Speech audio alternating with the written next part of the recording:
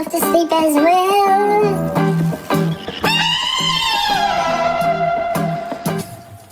Oddbreed, I think, are two guys from Austin, Texas. I'm fairly sure they're two guys. I'm not sure about Austin, Texas. One of them is slight and nerdy looking. The other is big and wears a medieval knight's helmet. They have a YouTube channel and, as far as I can work out, have released 2 albums. Hi, my name's Dan. So this review is a request review. I occasionally do request reviews. Most of the reviews on this channel are of the 3,000 greatest albums of all time, according to a list at Acclaimed Music, which is a website that has created a list from amalgamated lists, a bit like Metacritic. However, occasionally I step off this list, and one of the things that I do is request reviews. And if you want to request a review, just leave a comment on any of the videos. I don't absolutely guarantee I'm going to do all request reviews, because it kind of depends on what it is and other circumstances. And this one is slightly different from the ones that I've got previously, because it's been requested by one of the people in the band that the album's by. I think it's Tu Potto, who's the guy with the helmet, I believe. So hi. So it's been a while since you requested it, and one of the reasons why it's been a while is because I've been busy with other things, but also because when I initially had a quick listen to the album, I decided I wasn't actually going to review it. I've changed my mind, and I've come back and I am going to review it. However, um, so there's always a little bit of a feeling of pressure when I do a request review, because obviously, or you'd think obviously, whoever has requested it really likes it. Or in this case, it's actually one of the people who's involved with making the album.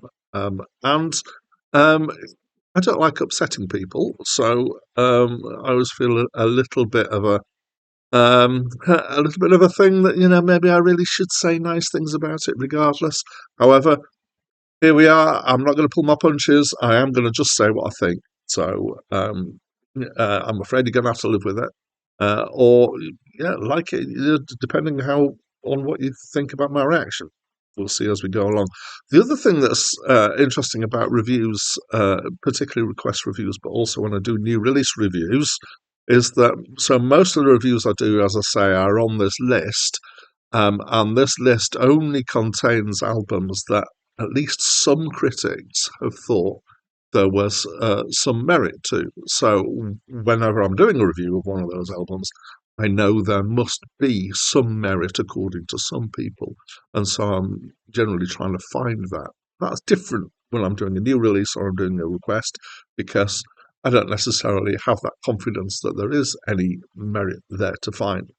So I did do what I normally do, which is I had 2 listens. After the first listen, I did some normally I do reading up on, Wikipedia and maybe some other sources. Obviously, this band are a bit more obscure and don't have a Wikipedia site. And so finding information about them was relatively difficult, but I think I did find some stuff. It really helped that they had a YouTube channel with some videos of them, so I could look at them messing about in a guitar store, for example. And I have to confess, so the first time I listened through, I didn't like it at all, really. The second time through, I had a better reaction. I'm still not sure like is going to be the right word here. So let's try and do some description. I usually like to do context. I've done a bit of that. Description and opinion. So there's definitely a mix of styles here. There's some stuff that sounds like it's kind of bedroom recording, and it's done kind of in quite a lo-fi way. And generally, the quality of that, not so much the quality of the recording, but the quality of the playing isn't great. There's some stuff that's better recorded, usually has a drum machine and sometimes synth, sometimes guitars and stuff. There are some tracks that sound much more metal, and they seem to exhibit a bit more skill to them. And then there's one reggae track done with fake Jamaican accents, and again a reasonable amount of skill in there.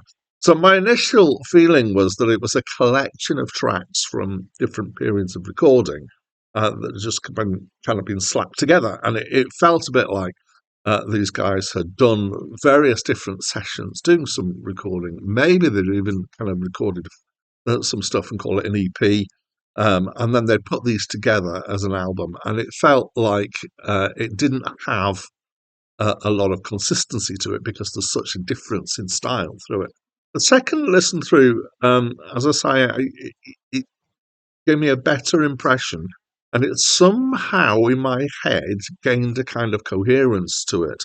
Now, I'm not sure whether that's an actual intended coherence, or if that's something that I constructed in my head. Let's talk about some of the aspects here. The bedroom stuff, I would say, is truly awful. The singing is often out of tune. The timing of things is bad. The instruments aren't necessarily in tune with each other either.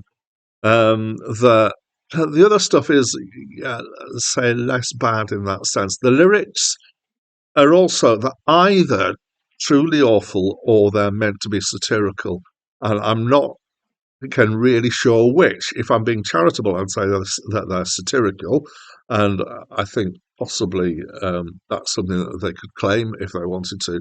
There is definitely a sense of humour here, which makes me lean towards thinking that it's intended at least partially to be satirical.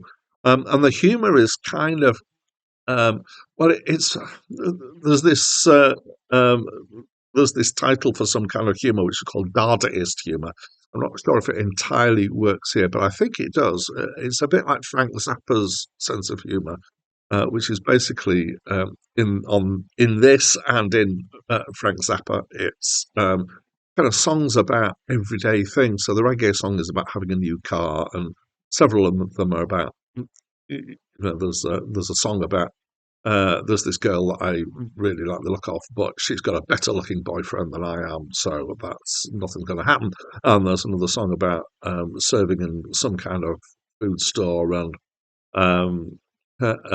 two girls and a guy come in, and a little bit of a story about that.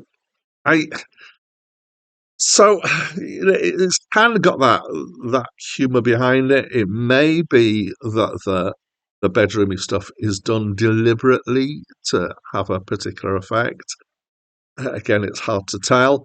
And so I would say, for me, musically, I didn't really find it worth the time. Most of the time, there was one track, which was one of the metal tracks, which was either mostly or all instrumental, that I quite liked. The rest I kind of somewhat either bored by or at times irritated by.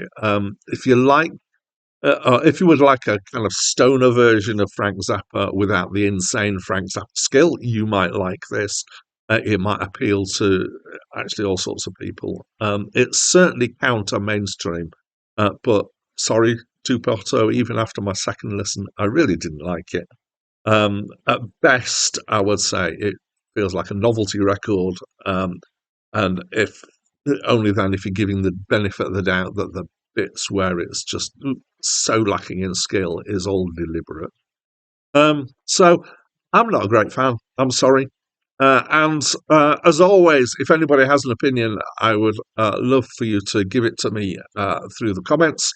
If you absolutely love this, please be at least civil towards me, because I know I've panned it somewhat.